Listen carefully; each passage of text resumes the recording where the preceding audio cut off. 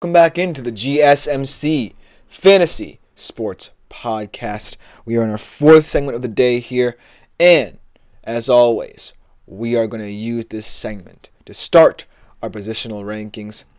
And looking at the QB position in particular, it's really going to be a week where, anyone can get going because there are going to be a lot of tough games for certain elite QBs who you might want to pick, and there are going to be some for mid-tier QBs that you might want to take your chances with as well. So I'm going to have you covered with all four of the guys I'm going to talk about, each in their own right.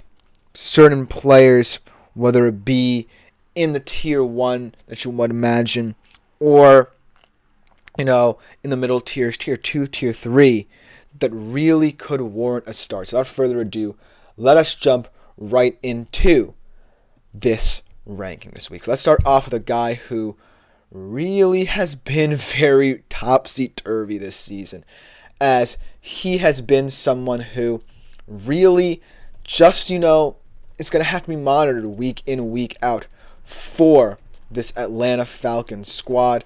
And the player, of course, who I'm talking about is Kirk Cousins. He's going up against a Cowboys team, though, that is very much reeling. After the bye week, very emotional game against the 49ers where they felt like they had to prove themselves.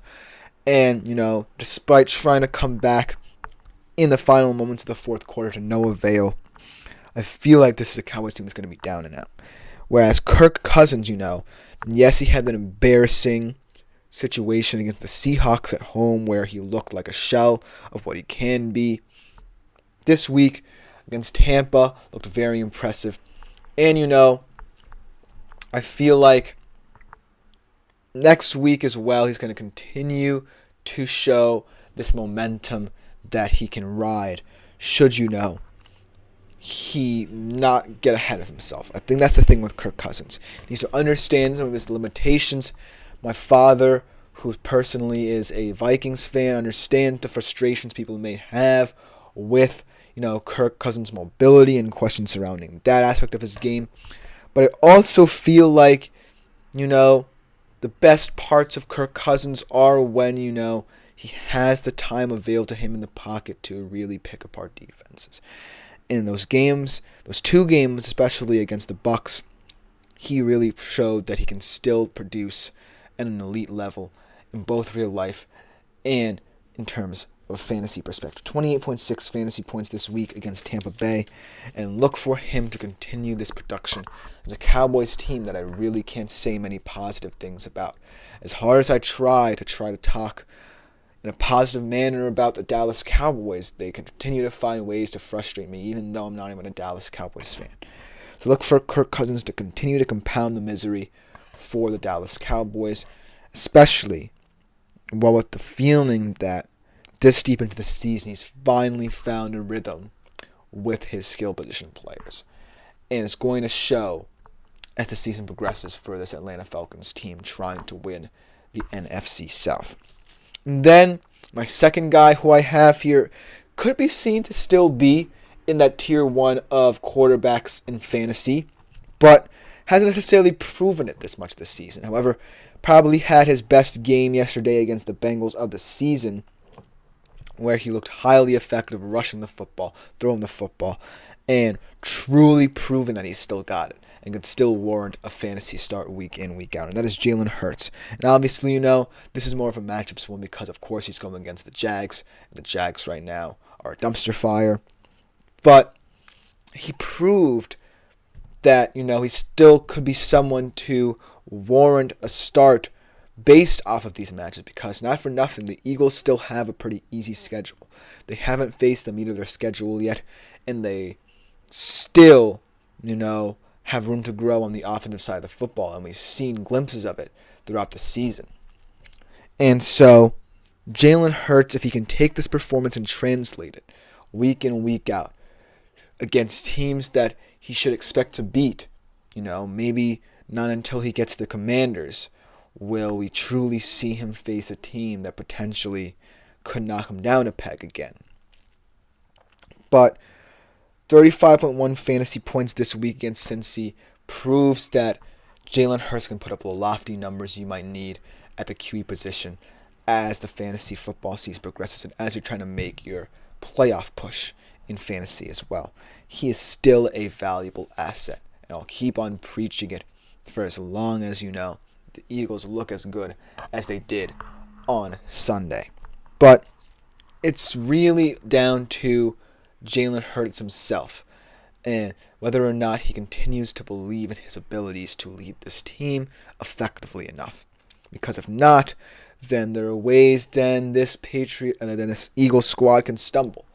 Because there are still some unfamiliarities, with some personnel. There's still some unfamiliarities with the newness of this offensive scheme. But look for this team to still dominate against inferior opposition. Before we get into our third quarterback of the day, who honestly I might want to talk about, we get a comment from Clint. Welcome, Clint, to the show. I believe this is your first ever comment, so welcome. Hope you've enjoyed the show thus far and considering liking, following, and subscribing as well. But you have a comment that I would like to address. Greetings, Week 9 QB question. He's asking about, considering what Winston did to Ravens last week, any way you see Bo Nix repeating his 30 to 40 point fantasy performance against them? I have him and I have Goff. Thanks. Well, I don't necessarily have the Broncos schedule, but I do assume that they're going to be playing the Ravens. Now, both of your quarterbacks, as you say you have Goff, aren't very tough matchups. I'll give them that. But I do feel like this Ravens defense, as Jay Ant enters the chat, welcome to you, my friend. I feel like the thing about the Ravens defense is that it still feels very opportunistic, much like what it was under Mike Macdonald. But unlike Macdonald's defense, you don't have game wreckers. You don't have great communicators anymore in this Ravens defense.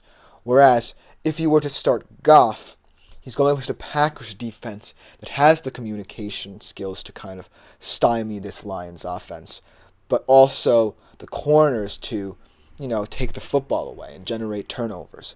So it's really going to come down to whether or not you feel like Goff is going to be the better option on the better team, or if Bo Nix, is going to have a surprising performance against a defense that might, look weak compared to last year. And considering the fact that Jameis Winston, fresh on his Browns debut, did that to them as well.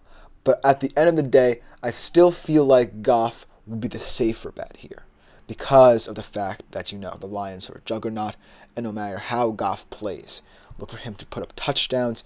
Yes, he only had 85 yards in this one, but he still had 3 touchdowns. So he's still going to be someone who's efficient and can get you fantasy production. But it's an interesting point. Hopefully your fantasy football exploits for this week are good ones at that, and I wish you luck in your endeavors. But Andre said, wish me luck. Up by 11, opponent has Najee left. Am I cooked? I'm not necessarily sure you're cooked, but I do feel like Najee Harris has been growing into this Pittsburgh offense, especially with the complementary style that Russell Wilson brings to it. So I feel like, it's going to depend on whether or not the Giants' defense can have a say in this game, really penetrate this very volatile Steelers offensive line. But I do feel like, Najee Harris is always going to be someone who's a wild card and you can't necessarily predict. But I will say you're in a very advantageous spot. Let's get into our third quarterback of the day, and this one kind of makes me look a little bit idiotic because this guy ended up getting a concussion, and we're going to have to see if he even plays next week against the Titans. Drake May. Now, the Patriots did win without him, but let's be real. Even if they lost, Drake May is still the more effective quarterback than Jacoby Brissett. And while this isn't necessarily a quote-unquote stardom situation considering the fact of his injury, it still is a proving point to prove that, yes, the Patriots, even with Drake May's play at quarterback, couldn't win with him. And, Jacoby Brissett immediately comes in and beats the Jets. But it's a proving point as to the fact that Drake May's value is to continue to play. And this concussion was kind of one of those situations where you kind of felt like it was coming because you kind of knew You're putting him behind that offensive line with not many weapons at his disposal was kind of like putting a lamb up for slaughter. So this is more of like a wake-up call pick rather than, a true stardom. But I still like what Drake May is doing with this team. And if he doesn't play, then so be it. But it still proves, that yes, you can win with Jacoby Brissett. But Drake May getting these reps and looking as good as he does is highly integral to his success. And they don't want this to turn into, say, an Anthony Richardson situation where he doesn't play and the raw potential that Indianapolis Colts team knows he had looks like it's being wasted. You don't want the same for Drake May. So we wish him a speedy recovery. Hopefully he can play against the Titans, but I wouldn't count on it. So unfortunately, this one kind of looks like a bad pick on my part, but I still think he offers a lot of upside in real life and fantasy. And the final one I want to talk about is Mr. Tua Tagovailoa going up against the Bills. This was my kind of long shot of the week, so to speak. 14.56 points on his return against Arizona.